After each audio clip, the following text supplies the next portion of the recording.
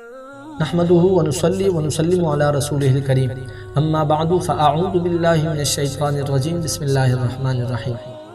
قربانی کے کچھ دیگر مسائل کے ساتھ عبدالرؤف قادری آپ کے سامنے حاضر ہیں۔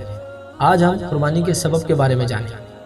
پچھلی جو 5 شرائط ہم نے جانی کہ وہ شخص جو مالدار ہو، مسلمان ہو، عاقل بالغ اور آزاد ہو، مقیم ہو تو اس پر قربانی کرنا واجب ہے، لیکن یہ واجب کب ہوگی؟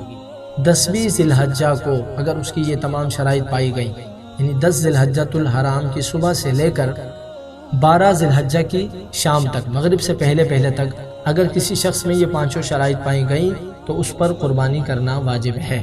مثال کے طور پر ایک شخص ذی الحجۃ الحرام کے مہینے میں ہی بالغ ہوا، اس سے پہلے وہ بالغ نہیں تھا تو اس پر قربانی واجب نہیں تھی، لیکن وہ 10 ذی الحجہ کو یا 11 ذی الحجہ کو بالغ ہوا اور مالدار بھی ہے، یعنی اس کے پاس 52.5 تولہ چاندی کے برابر مقدار میں مال ہے یا اتنی مالیت کا وہ مالک ہے، تو ایسی صورت میں اس پر قربانی کرنا واجب ہوگا۔ اگر وہ نہیں کرتا تو اس کو اس کی قضا دینی پڑے گی، اور یہی قربانی کا وقت بھی ہے۔ قربانی اسی وقت کے دوران ہو سکتی ہے، یعنی 10 ذی الحجہ کی عید کی نماز سے پہلے اگر شہر میں ہے تو، اور شہر میں نہیں ہے تو پھر صبح صادق سے پہلے اگر کسی نے کر دی، یعنی چاند رات جس کو ہم کہتے ہیں، عید کی چاند رات کو کسی نے قربانی کر دی، اس کی قربانی نہیں ہوگی، اور کسی نے 12 کے بعد کر دی، 13 کو کر دی تو اس کی قربانی بھی نہیں ہوگی۔ اس بات کا خاص خیال رکھا جائے۔ اور اس طرف ایک اور بات کی طرف توجہ دلانا چاہوں گا کہ شہر میں اگر آپ قربانی کر رہے ہیں تو وہاں کہیں ایک جگہ پر عید الاضحیٰ کی نماز ہو جانا ضروری ہے۔ اگر کسی جگہ بھی عید الاضحیٰ کی نماز نہیں ہوئی اور کسی شخص نے جلد بازی میں فوراً ہی جا کے قربانی کر دی تو اس کی قربانی نہیں ہوگی۔ اس لیے بہتر یہی ہے کہ آپ خود اپنی عید الاضحیٰ کی نماز پڑھنے کے بعد آ کر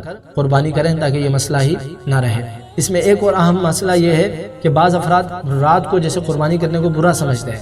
شرعاً رات میں بھی، یعنی ان 10 ذی الحجہ، 11 ذی الحجہ اور 12 ذی الحجہ کے درمیان جو 2 راتیں آ رہی ہیں، ان راتوں میں بھی قربانی ہو سکتی ہے۔ فقہاء نے اسے مکروہ لکھا ہے، لیکن اگر عذر صحیح ہو، کچھ صحیح وجہ ہو تو پھر رات میں قربانی کرنا بھی بلا کراہت جائز ہے۔ اللہ تعالی ہم سب کو سمجھنے کی توفیق عطا فرمائے۔ وما توفیقی الا باللہ۔